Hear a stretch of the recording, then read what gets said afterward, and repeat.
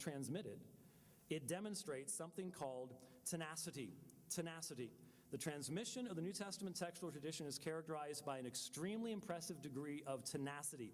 Once a reading occurs, it will persist with obstinacy. What does that mean? Well, that means even silly readings are still found in the textual tradition.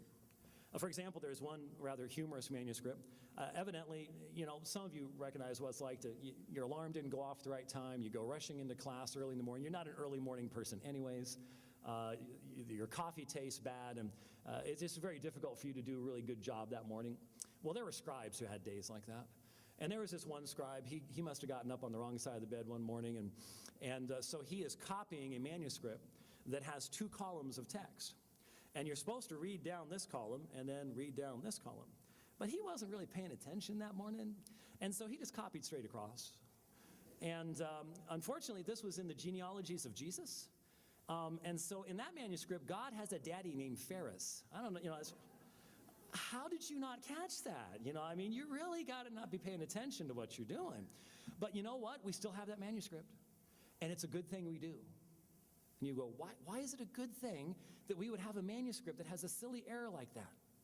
Because the New Testament manuscript tradition is tenacious. Once a reading appears, it stays there. You say, well, how is that a good thing? Think about it, my friends. That means the originals stay there too. The originals stay there too. And that's my confidence in practicing New Testament textual criticism, is that I can be looking at an extremely complex variant.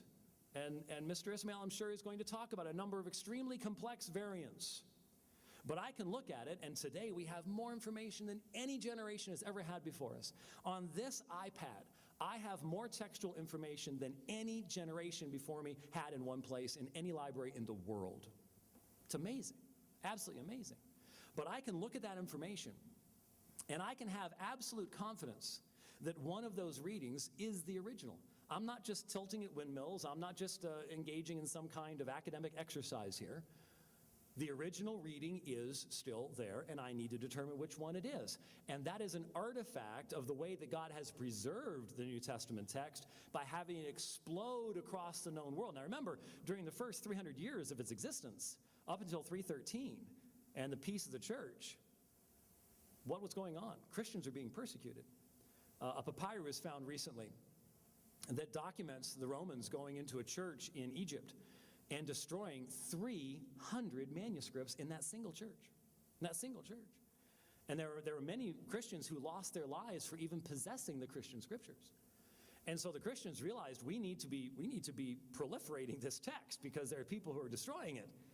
And so there was a lot of copying going on, but not everybody had their copyist card. Not everyone, if you say you really can't have a proper transmission of the text until you can do it perfectly, when God would have had to have waited to give us a revelation of himself?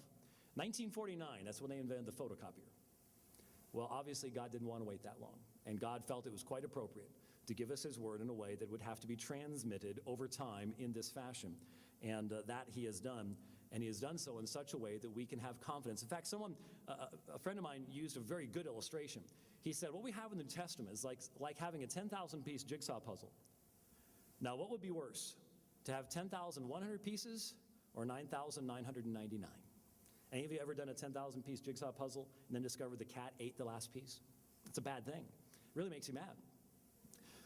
It's a whole lot better to have to figure out what the 100 extra are than it is to be missing 100 or 1,000 or something else like that. And the reality is, in the New Testament, what we have is like a 10,000-piece jigsaw puzzle. We got 10,100 pieces, and what textual critical scholars do is they find out what those 100 extra pieces are. But the originals are all still there. That's vitally important to understand. Let me quote, there we go. It is precisely this is a quote, it is precisely the overwhelming mass of the New Testament textual tradition, assuming the Huganus Nusa Didaskalia of New Testament textual criticism, which provides an assurance of certainty in establishing the original text. We can be certain that among the New Testament manuscripts there is still a group of witnesses which preserves the original form of the text, despite the pervasive authority of ecclesiastical tradition and the prestige of the later text. That, of course, is from the rather well-known work by Kurt and Barbara Alon, The Text of the New Testament, pages 291 to 292. The Alons, of course, have run the New Testament Institute in Munster.